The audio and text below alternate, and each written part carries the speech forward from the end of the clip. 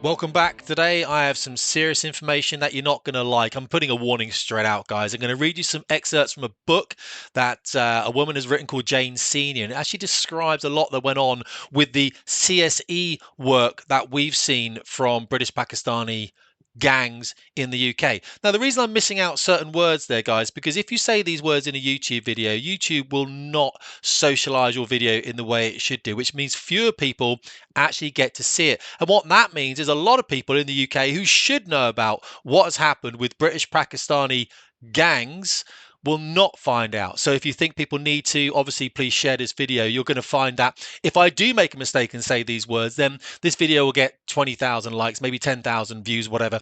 If I don't say these words and we manage to socialize this video correctly, then we might get 100,000, maybe 200,000. So let's just be careful with what we write in the comments also, because that can hamper us. But look, the British people, the ethnic British people, people with an Anglo-Saxon ancestry need to understand what foreigners have done, and I will use that word, foreigners have done under mass immigration to our young women. Now, someone that's going to help us understand that is also a foreigner, Ben Habib, born in Karachi in Pakistan back in 1965. So he's well aware of what's happening with these gangs. Now, he's talking to someone who isn't aware, but she should be. She's a Labour advisor. She's written for The Guardian, The Independent, The Observer. I'm not a huge fan of the woman, but we're going to see a conversation between these two people. And the main thing that Ben, the co-leader of Reform, or the former co-leader of Reform, says, of course, is we're not necessarily interested in what's happening to these people who have committed these crimes. They've gone to jail and they will continue to go to jail. And unfortunately, they're still going to be breathing. And that's obviously not a plus for an Englishman, as it were, because that's not the way I'd end this at all. However, the point Ben makes, and we're going to watch this film before we look at the book, the very good point Ben makes, of course, is who's allowed this to happen? What's happening to Angela Rayner? What's happening to Andy Burnham? These people knew about this and they covered up. Why? They did it for the sake of diversity. I just want to correct Scarlett on one statistic. One of my advisors has texted me, and he said that if you look at paedophilia on an individual basis, it breaks down roughly the way you described it, Scarlett, with the 85% of the white population in this country committing 85% of the crimes. But if you look at gang rapes of girls, which is actually what we're talking about, it's 85% British Pakistani ethnic background, 85%. But I do think that and that's what we're talking about. Sexual exploitation is wrong. Have you read the excerpts of any of these cases? No, I have. Well, I highly recommend you do, because this is not just... paedophilia is horrendous. Rape is horrendous. This is torture of 11 to 13-year-old, or younger even, where they were gang raping them. Multiple men on little girls. It's absolutely disgusting. And it's not good enough just to have an inquiry.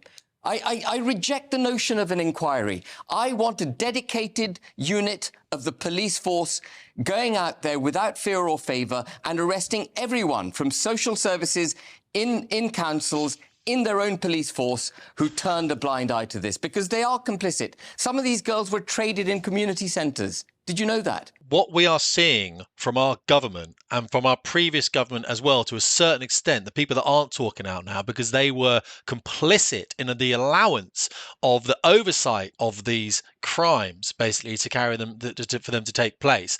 We are seeing an apology, basically, and it's a word apology, isn't it? They are word apologists. Let's say it. Ben said it. They're rape apologists. That's exactly what they are. So they are basically saying it was all right for these girls to be raped. These girls, I mean, as he said, they're 11, 13 years old. If you're listening from around the world, guys, this is really happening in the UK. I'm not saying things out of line here. This is genuinely fucking happening here. And as an Englishman, I get angry about it. I get angry about it. This is my country. This is, what are we doing allowing people in here? Did you realize that this is generational? This is fathers and sons from the British Pakistani community raping British girls. And before I get too angry, I've been following a lot of this stuff for the last few days on Twitter. And what we're seeing here is like police saying we're not going to be on Twitter anymore because our communities are no longer on X. And I'm saying, which communities are these?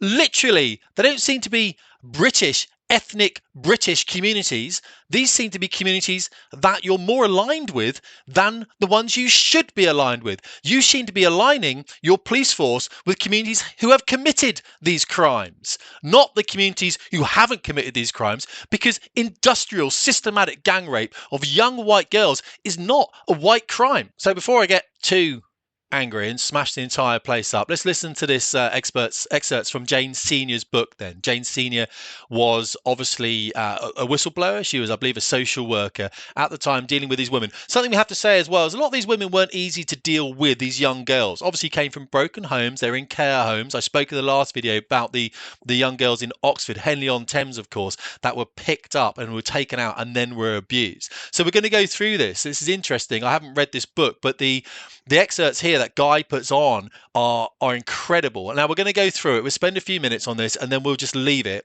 and we'll maybe do another one of these videos later, because this is hard reading. Hard reading. So when Jane grew up, Rotherham was still somewhere that felt safe for children. And she just says here, we drive up to North East, all the way up there, hug my precious cassette recorder, listening to tapes of Elvis Presley, setting the scene basically in the book. And then Jane became a social worker with risky business, working with vulnerable girls. Her first case was a victim of a grooming gang. So this is something that Jane would have spent a lot of time in. So she's very knowledgeable. But there's some things in here that when you read them, you think, it's incredible it allows it into print, because it's the sort of thing anyone can open a book and read, and you just don't want to hear these things. And I think I heard someone say, I think Jordan Peterson was saying recently, the crime is so significant that a lot of people want to close their ears to it and don't want to hear it. They don't want to believe it to be true. That I don't want to believe this to be true. And I'm a 50-year-old guy weighing 230 pounds. You know what I mean? I think I'm a reasonably solid dude. I don't want to hear this stuff. Okay, Jane's manager passed on a referral from social services involving a girl called Alison, who was then 14 and living in a children's home. This is quite common. These girls tended to come from broken homes. Alison was already having some support from a youth worker called Cassie, and so it was agreed that we would take on Alison and keep Cassie for some sessional hours with risky business. Alison was involved with an older man of Pakistani heritage from Sheffield who was pimping her to other abusers. We'll come and cover this a little bit in a minute, because the police thought a lot of these women, who were younger than 16 years old, by the way, were prostitutes. That was one of the excuses the police gave. For a long time, she could see nothing wrong with what was going on. So this is the young girl accepting this. But he's a really nice bloke, she said, as I tried to point out that men of 30 don't usually have 14-year-old girlfriends. Well, not unless they're from the Pakistani Muslim community, they don't. He's got a sports car and he takes me out in it and we go out for meals and everyone's dead jealous of me. What about the other stuff I said? When he makes you do things that aren't nice, and when he makes you see his friends, because they would socialize these girls around other members of their community, their brothers, their cousins, their fathers and their sons will get involved in this kind of stuff. At the time, they only knew about 21 girls involved in what was then called child prostitution. Even in the 1990s, children's homes had problems with Asian men in taxis. When it talks about Asian men the whole time, but we know it's not a bunch of Chinese or, Vietnamese guys hunting down these girls. It's not. It's British, Pakistani men. I'm going to say overwhelmingly, and I'm going to use the word predominantly as well, so that dickheads in the comments don't have a go at me. From the early 1990s, a number of children's homes managers established a group known as the Taxi Driver Group. Their remit was to discuss the number of incidents of taxis turning up at children's homes and taking away vulnerable young people. The care home managers who set up this group had all experienced the same thing. Numerous taxis driven by Asian males arriving, picking up young girls and disappearing. This gets worse. It really does. The staff felt powerless to do anything, although several attempted to follow the taxis in their own cars. Even though they reported these incidents to the police, nothing was done. Now, they felt the girls were being abused or pimped out, but they couldn't actually prove anything at this stage. Early efforts to alert the authorities led to them being told that collecting info on potential abusers breached their human rights. By 2001, the abuse of girls was shifting from Sheffield to Rotherham. It grew. Remember, it grew. It was all connected, with girls as young as 11 being targeted. This makes me so fucking angry, mate. I'm just going to start. This goes on for a long time, and I'm not going to read you all. I'm going to read you two more. I'm going to leave you. We're going to go for this bit now. That's all in this wording here. This is pretty horrible. One victim of the rape gangs was told she was dirty and made to convert to Islam, but still passed around for anal rape. Her abuser beat her and used her as a domestic slave whilst he watched jihadi videos with his friends. This is horrible. I'm going to read it to you because we need to know. I know I'm covering a bit of it up and I apologise for that. It's just the way that I am in this little bubble here. One of these, Dawid, said he'd take her to London for the weekend. It's like one of their boyfriends. He became her special boyfriend, and by this time she stopped attending school altogether, spending most of her time with him before moving in with him. Quickly, this relationship turned violent, and Dawid and his friends judged that because of her previously dirty ways, she now had to... I'll fucking just read it, you dickhead. Oh...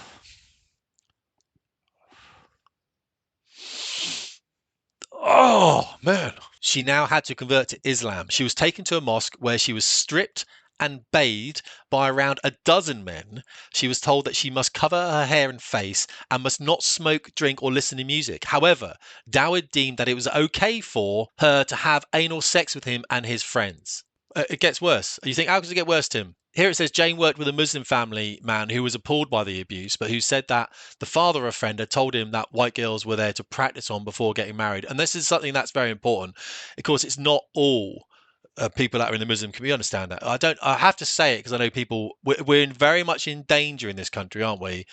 Because this is how we are as Englishmen, of smashing apart anyone that's not of Anglo-Saxon heritage. And that's not what we do here, of course, we don't. But what we also don't do is continue that mantra of diversity being our strength, because it's fucking not, mate. It's fucking not. It goes on. Jane tries to do the best she can here, and there's another woman, Adele, working for the borough council and the police. She said she felt harassed by senior council managers and police officers for obviously the work she was doing. Once she was stopped by a police officer who was driving her car and was told in no uncertain terms that people knew where she lived. One day I came out of my work, I bumped into a police officer I knew slightly, and I headed for my car. He asked me how I was. Then he said, you know, you really need to make sure your tyres are in good nick and your vehicle is insured. Just thought I'd let you know that. So this is a bit of coercive pressure, isn't it? Because, of course, I guess the police didn't want this being looked at. Who are these policemen? Where are they? And this has got far too late, but I want to read you this last bit because it was shocking and I hate it. And I want to talk to you about so much else, and I really can't because you're not going to watch a video this long. But look, I can remember some of the girls we were trying to help at that time, whose case studies would have been in those very files that disappeared from offices. A lot of files went missing. That's one of the things that we're going to have to look at. Girls like Julie, who was 16 years old, but had been assessed as functioning at the mental age of 4 and was living with a foster care. This is one of the girls. Julie had been working with another agency around life learning skills. One of the skills she'd been taught was how to get on the bus independently so she could attend college in the town centre. Unfortunately, it was at the bus station that she first met her abusers, who began taking her to a flat where she was locked in a room and raped by gangs of men. Julie was told they loved her and would marry her. This girl's got a mental age of 4. Numerous meetings were held, but as Julie was describing the abuse as consensual, South Yorkshire Police informed us they could not act. Her foster carer would describe her as turning up home, dripping sperm from every orifice and needing to bathe her and tend to her wounds. Fucking hell. Fucking raging, mate. I had an emotional moment then. This abuse continued, with us constantly arguing she was unable to consent as she functioned as a 4-year-old. Her birth certificate puts her at 16, Jane, so she can consent, Anita Mackenzie actually said to me. All Julie's abusers were known to us, and the names had been passed to the police in connection with Julie and other girls. No action was taken against them. Now, again, let's finish this, guys. It's been going on a bit, but just before we do, there's been a lot of people who are actually reasonable conservative commentators also saying, well, hang on a second, maybe we need to look at white people as well. And they're neglecting the fact that, as I said before, this was a systematic Pakistani Muslim cultural thing that happened to white British girls across the country, one of which is Raghib Hassan, who said any serious statutory inquiry into child sexual abuse would shed light on cases where the perpetrators were white British. So he wants to combine the two here, you know, with white paedophiles, which we know is a thing, and Pakistani Muslim rape gangs, which is an entirely different thing. It would be an opportunity to show that this shouldn't be looked at purely through the prisms of race, but of course it is a racial thing, and that's the problem. This is something that, as I said down here, I said, and I've spoken to Raghib before, and this was racially motivated. We all agree there were white gangs, but nothing like on the systemic level of the Pakistani Muslim gangs. An inquiry needs to not be isolated like the J report at Rotherham, but needs to tie all these together and highlight and name the points of failure so it can't happen again. So what we're saying here, we need to make sure the ones that happened in Oxford, Rotherham, Rochdale, the whole 50 different towns, how on earth were they missed by the same people that were supposed to be in fucking authority, mate? And just remember, just because you live in England, it does not make you English. In the same way that if my wife and I went to China and we had a child there, that baby wouldn't be Chinese. It would not be a Chinese baby. And I could talk so much more on this. I just don't want you to watch too long a video. But look, this channel is not about this. This channel is about aviation. It's about overcoming addiction. It's about politics, that kind of stuff. I don't want to be talking about this, but we have to. We absolutely have to. And the people that are writing to me going, Tim, thanks, mate. Yeah, definitely support you. I can't talk about it because, you know, I've got a job and stuff. You're part of that problem, mate. You're absolutely part of that problem. Don't forget, you really are. When this stuff comes out, you didn't do anything to help with this.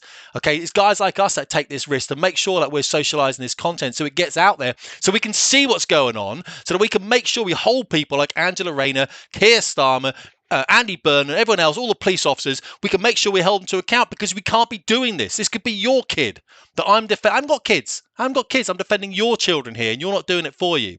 So what I'm saying is, if you can do a little bit in your workplace, you can have the difficult conversations with family members about this, then you need to. You need to do that. Because if you want to be a member of this country, you want to be a citizen of the UK, and you want me to be in the same country with you, then you're going to have to do something. Because else this is going to come back. It's not going to go away. Remember, diversity is our strength. Fucking idiots, mate.